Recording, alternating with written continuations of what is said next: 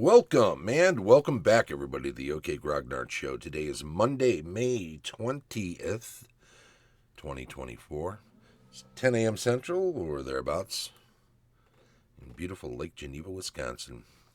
We're going to pick up where we left off from last week. We're looking at the first edition Advanced Dungeons and Dragons Dungeon Master's Guide section on social class and rank. So this is a part 2 as we go forth in this section. Basically, the first part we were talking about how Gary was suggesting, sure, you could do all this stuff with ranks and all that other stuff, but we don't have tables for that. And why don't we have tables for that? Well, we don't have tables for that because it might not fit with your setting or what you want to do with your setting. And in truth, he said, we're going to outline a whole bunch of different types of government styles, and you can throw them around in different sections of your campaign.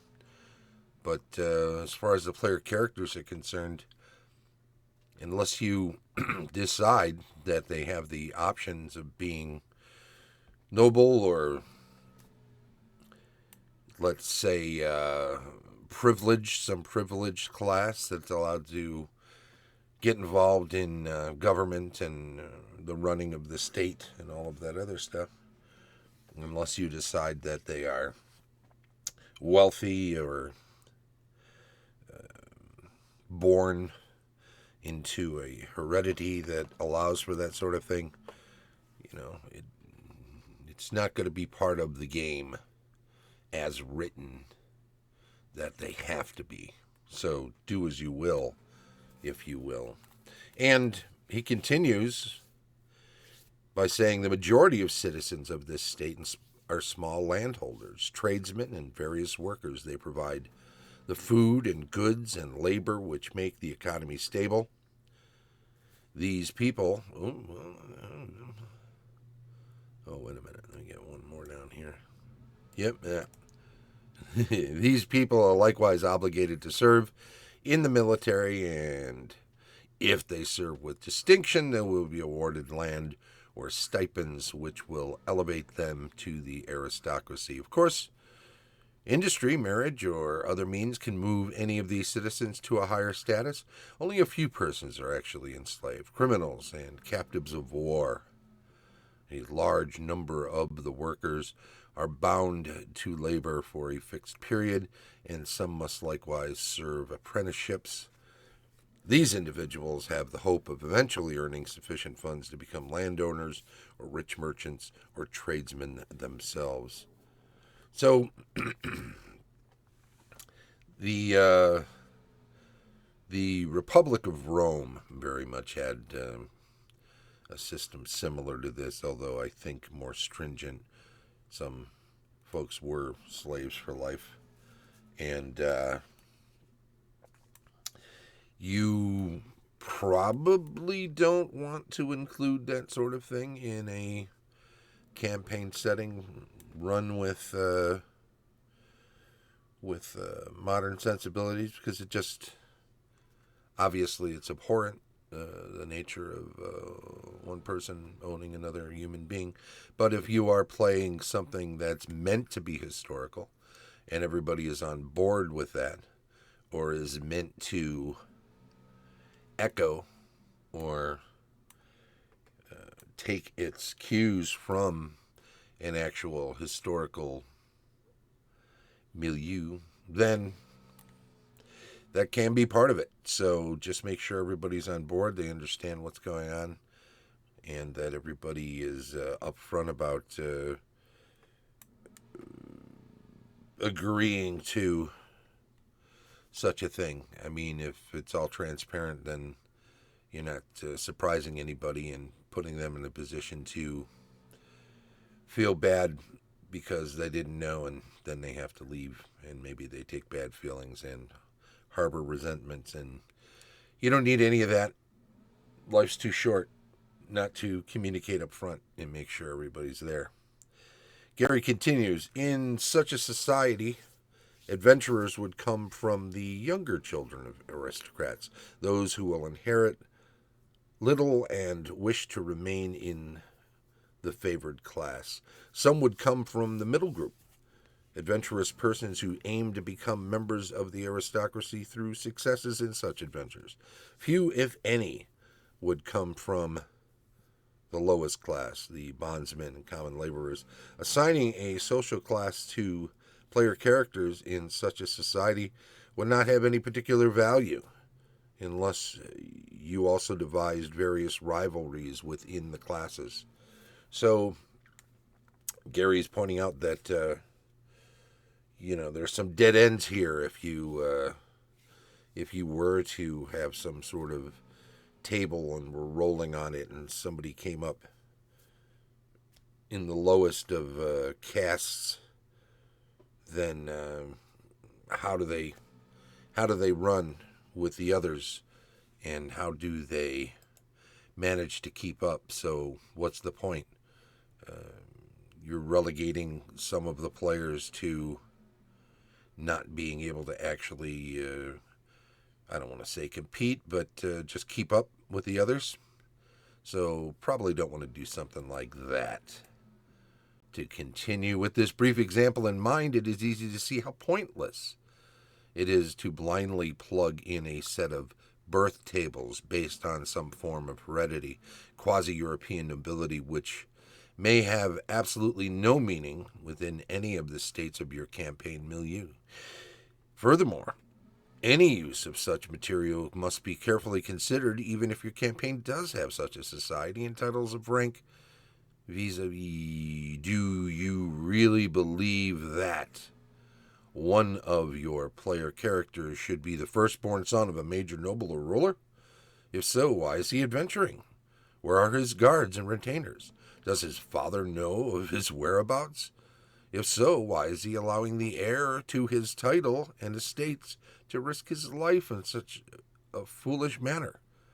Similarly, do such tables have a logical precedence and order? Are there offices which do not logically belong within a feudal society? Are there classes which are contradictory, anachronistic, or meaningless?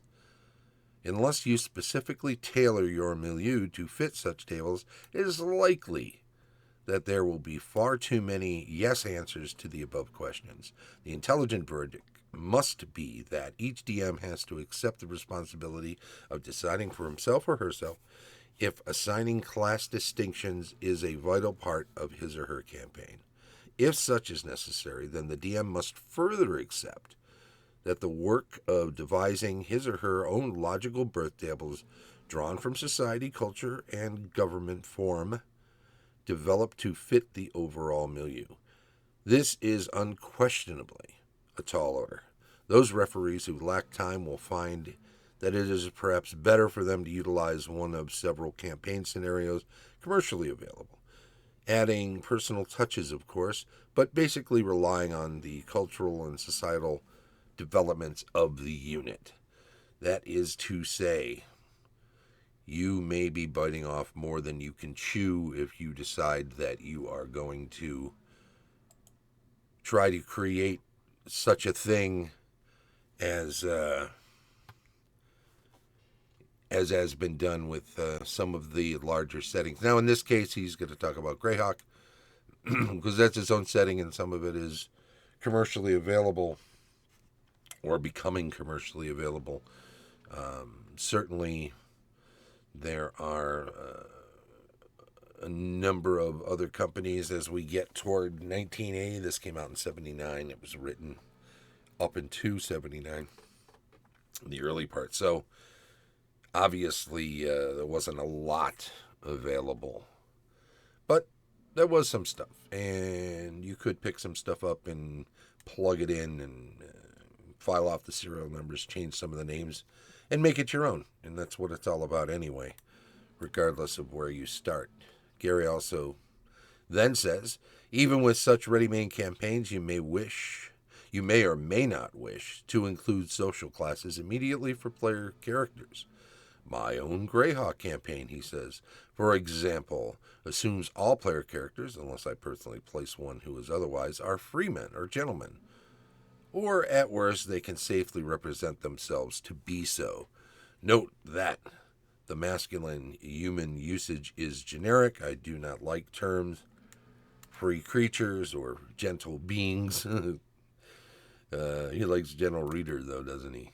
Throw that out there. Outstanding activity can and has brought knighthood or social status to certain characters. This was carefully planned as a reward if the character succeeded, and now allows them much latitude of action. Column switches, page switches, actually. An assurance of reliable aid in certain realms. But it likewise has earned them the enmity of others. With all of that out of the way, consider the list of a few of the possible government forms, then the list of noble official titles. That is a huge section with many, many government forms and different ranks and titles and offices associated with each one. We won't dive into that, neither today, maybe sometime in the future, I don't know. I think next week I want to address an issue that's come up on some boards about whether or not THACO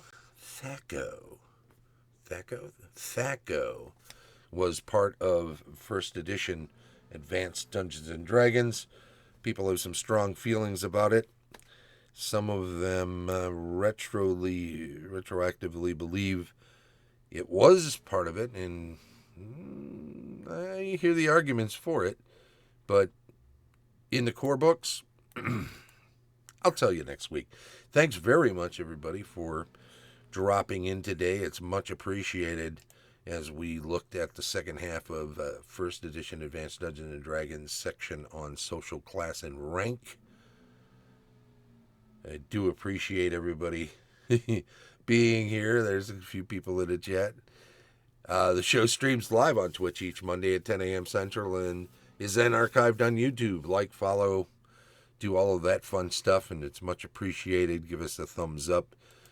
Don't forget, thanks to our Patreon supporters, Tom Tullis of Fat Dragon Games, Carlos Lysing of Castle Entertainment, Heath Farndon of the AD&D 20, Dave O'Brien of Quacks Games, and, as always, Shane Bradley, DM Extraordinaire. This has been the OK Grognard Show from beautiful Lake Geneva, Wisconsin. Bye-bye.